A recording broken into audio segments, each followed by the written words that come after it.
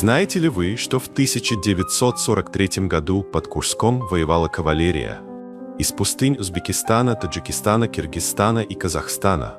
Да, те самые всадники, которые до войны пасли овец, гнали фашистов на запад с шашками против танков.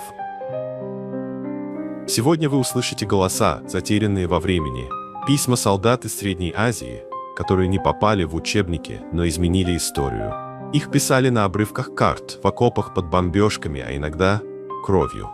Готовы ли вы пережить